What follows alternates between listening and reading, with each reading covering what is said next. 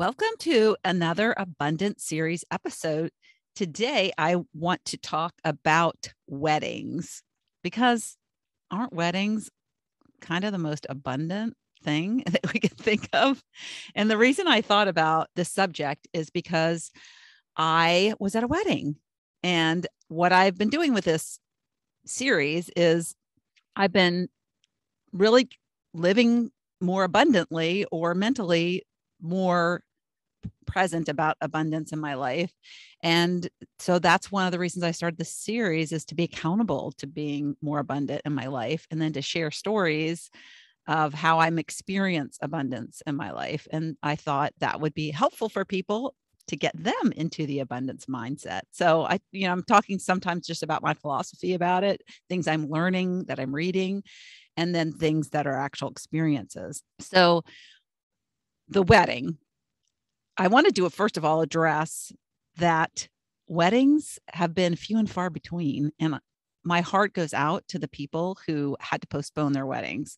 And this wedding that we went to was one of those. They were supposed to get married last summer and they postponed for a year, but they had been dating for 14 years. So I did not know that. They had been dating since freshman year in high school. It's such a cute story.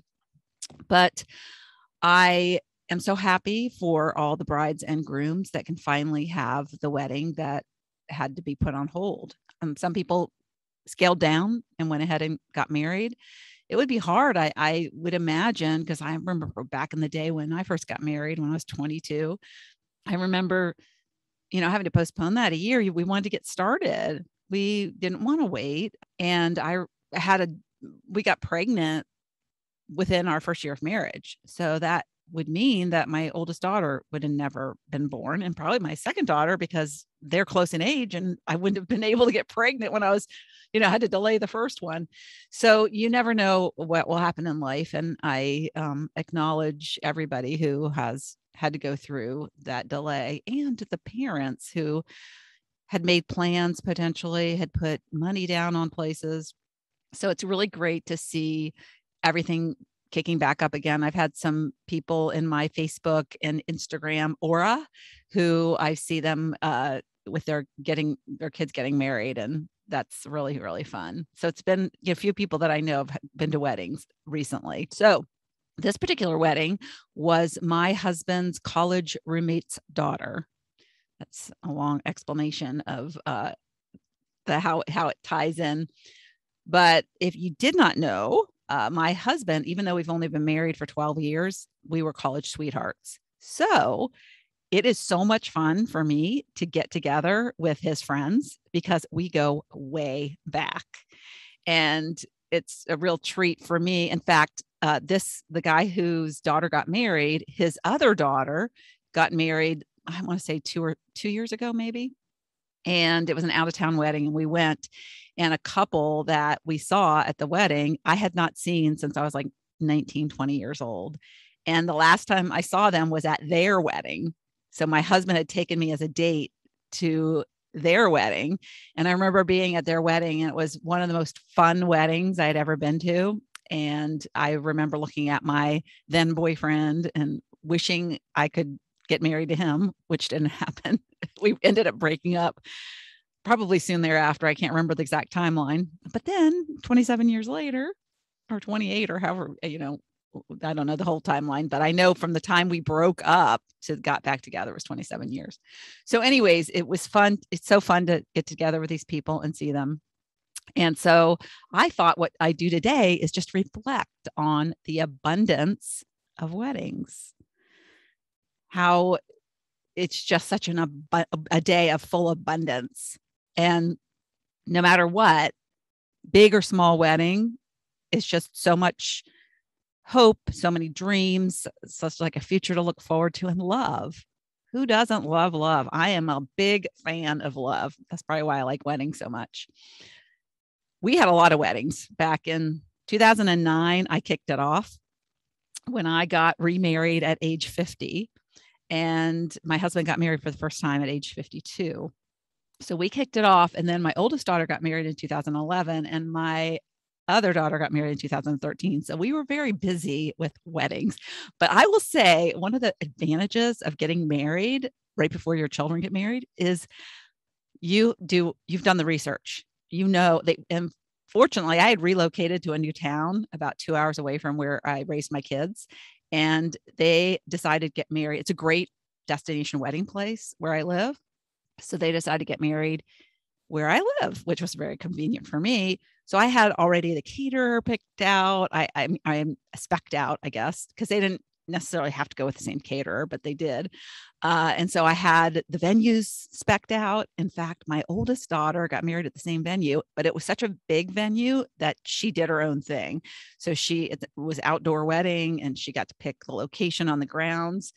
And then my younger daughter picked a more expensive place, but it was very beautiful as well, outdoors as well. And we got very lucky. Both were, well, my wedding was in July. My youngest daughter's was in August, and my older daughter's was in September. And every single wedding was beautiful day. So we were very lucky. So talking specifically about like my experience last weekend, one thing that I felt very abundant about was not just being in this very happy environment.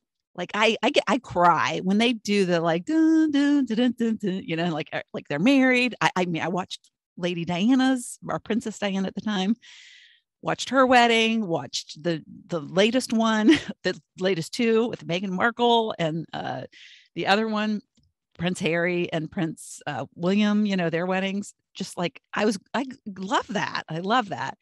And so it was a fancy wedding. It was a black tie optional, so had to dress up. So that was fun. So it's so abundant to get dressed up.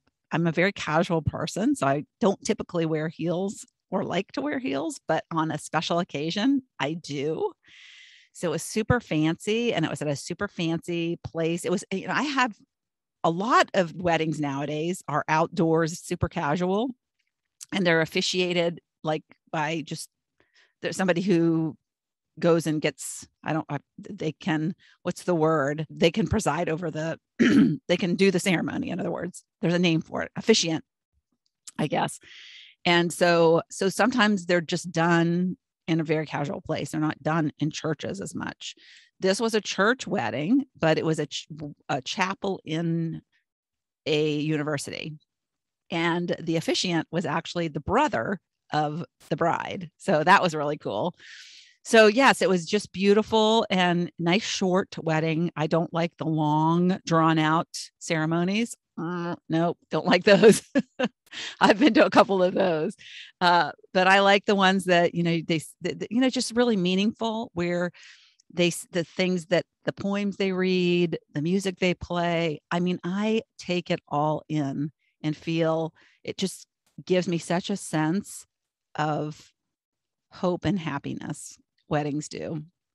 And of course, their story, they lived together. They've been living together, but they got together in high school, and they never have been apart. Well, they went to separate colleges, which I really respect, because I had a long distance relationship, and my high school boyfriend went far away to college, and it was so hard. And I would have given anything to be in the same town as him.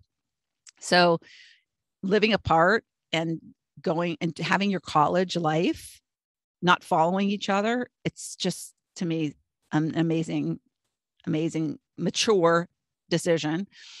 And so they went to separate colleges, but they never broke up. Their dad told me later, they've always been together, and they could be models. It was like, Ken and Barbie. They were just adorable, but just genuine people, really good people as well. Because sometimes, it's just surface and looks good, and underneath it's all like a wreck. But they're just, it was so great. So the things that I was thinking about as I was thinking about the abundance was just the feeling, the abundant feeling of what it means, what weddings mean, of committing for the rest of your life. It's just such an emotional thing. The giving away of your child. It's just like, I remember my father gave me away, how emotional that was, and watching it, just having that feeling kind of return. That's such a gift for a father to present his daughter to this person, and she's yours now. It's very emotional for me. Yeah. And so I take it all in. I love it when people read their vows. They read their own vows. They had their little pieces of paper and they read them out aloud. So much meaning to that than just the kind of like the standard. And like I said, the people who get up, I remember picking out the readings for my wedding, and I put a lot of thought and energy into like picking out the things that were so appropriate and meant the most to my future husband and I. So yeah, so just the whole environment itself and the feeling around weddings is so abundant to me. And then I was thinking about when you're at a wedding, you get to catch up with people. Most weddings, a lot of people. Most weddings, you run into people you haven't seen for a long time. If it's a family wedding, you run into a lot of family members you haven't seen for a long time, and you reconnect. So getting to see old friends and people that meant a lot to you and you just don't see anymore, that is feels so abundant to me. You realize how many friends you have, how lucky you are to have the friends you have. And you always make a commitment to get together more often. And sometimes that doesn't happen, but we're going to get together with them sooner rather than later. Yeah. And I love hearing the stories. So I'm a big story person. I'm a big people person. So the connecting to me is a big part. And then hearing the stories of the kids and what they're doing and what their plans are and where they're working. And I love those stories, where they're living, what their jobs are. So that's fun. And then because we had been, like I said, to the older daughter's wedding a couple of years ago, seeing her husband that we had watched them get married, like hearing about what they're doing. And it was just so much fun seeing and like meeting their extended family, like seeing all the connections. So that's the coach in me, right? Seeing like all these people and the connections and hearing their stories. So that was really abundant to me as well. And I said the dressing up, so I think because the pandemic created this loss, this lack, like we couldn't have weddings, and the poor people who are in the wedding industry, they couldn't even get paid. They lost their jobs essentially. And so I feel like weddings now are even more abundant because, it's kind of that law of polarity, it's like, good and bad, black and white, morning, evening. So you don't have it, you do have it. And so when you don't have something, that's like the extreme, and then you do have something, and then you appreciate it, because if you didn't have the law of polarity, you wouldn't know the opposite side of the spectrum. And so when you experience the opposite side of the spectrum, then you have that more deeper appreciation for it. So, when I was thinking about doing and recording this episode, it dawned on me that my sister met her husband at a wedding. How many relationships like get started at a wedding? I remember I didn't go to that wedding because I was in high school, and I went up to Massachusetts to see my family at the same time that they went to the wedding. My parents and my sister went to the wedding. It was my dad's secretary, and we didn't know her family at all. And it was her son or her stepson, and he was in the wedding. He was it was her daughter's wedding. And so, we were invited, but we didn't know them very well. It was just kind of a work thing for my dad. And so my sister went along with my parents to the wedding, and the bride's brother and her hooked up. And now they've been married for like 40 years or something. They got married in 1977. Golly, they've been married a long time, but it was a good wedding for her. So yeah, it's always great when you're single to go to weddings, because you never know what might happen as a result. So, and the other thing too is what I did and what I told my kids, and maybe it's because it was my second time around and the maturity that comes with, older and wiser. I wanted my kids to appreciate. Maybe it also comes from me spending a lot of money on a wedding. So it's like it goes so fast. Like you plan and you put so much of your time and energy into these weddings, and then boom, it's done in an instant. Like, and I'd check in with my head, and I'd be like, oh my gosh, like the time is running out. It's like seeing it running through the sands of time, right? And so I wanted them to get present. I said, throughout the day, get present, look around, just really see what, and don't rush through everything, because we're rushing through and anticipating the next thing, right? Oh, the ceremony. Okay, let's go to the, first dance. Oh, okay, let's go to we got to eat dinner. We got to eat dinner. That might be in the wrong order. I don't know. I can't even remember. Oh, and then let's cut the cake. Oh, and then let's, and you're just like going from next thing to next thing. Stop, take a breath, look around, really. And you're also like going from table to table to like to connect with the people who are at the wedding and say, hi, hi, hi. And you never get to have long conversations as a bride or a groom. So it's like really enjoy those moments, take them in, be present. Don't just be rushing from thing to thing and then it's done. And then you get sad when it's done. That's why honeymoons are important, because I remember when I got married, it's like the honeymoon was like something to look forward to. But be present. And I told my kids, be present, be present. I remember one of my daughters actually told me that was a really key thing for her.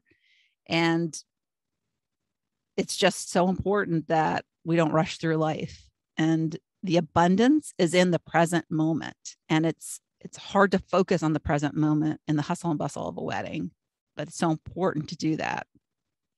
And we were at a funeral to talk about the opposite of a wedding, sad. And I did an episode about this particular funeral. And my husband and I made us think about who was at our wedding that is no longer with us. And then if we could only go back to that moment, and no, we don't want to have a crystal ball really, but maybe we would have spent more time with them since our wedding. But we figured out there's like 7 people that I can think of that are no longer with us who were at our wedding. And so that is one of the main reasons why it's even more important to be present with all the people that are there, because you never know. And it's such a glorious day to connect and cherish the people. They wouldn't be at your wedding. And even if you don't really know them, because sometimes that happens because they're on the groom's side. In fact, in my second wedding, most of the people that came to the wedding were his friends, because he was never married. So he had so many friends. He has a friend network that goes on and on. And at some point I said, I think, and I was trying to minimize the guest list because, weddings are expensive. And he kept adding to it. I'm like, who's this? Who's this? We've been dating 2.5 years. I've never met this person. If they're that important, why are they coming to the wedding? And he's like, we can't cut these people out. It was a very difficult exercise for him to cut it out. But yeah, so be abundant about the day and the people that you're with, even if you don't know them, because they're important to somebody. They wouldn't be there if they weren't important to somebody. And and then think about connecting again. Because even if you don't know them, they mean something to the person that invited them, whether it's your new mother-in-law or whether it's your husband that you're marrying. They mean something to somebody, and they are worth time to spend and be present with. So that is my take on why weddings are abundant. So I hope you have a wedding soon, and you can take some of this and apply it and be thinking about how and be present and appreciate the time that you're there with those people. So thanks and have a great week. Thank you so much for tuning into the Not Your Average Lives podcast. If you haven't yet, make sure to subscribe on iTunes if you have an Apple device. You can find free resources and learn what else I have going on at the moment that might interest you on my website at notyouraverage.grandma.com. You can also find me on Instagram or Facebook at Not Your Average Grandma. If you liked this episode, it would make my heart so happy if you could leave me a 5-star rating. You can also add a review to let me know what you like about this podcast, which will help spread the word about it to others who need a little midlife inspiration.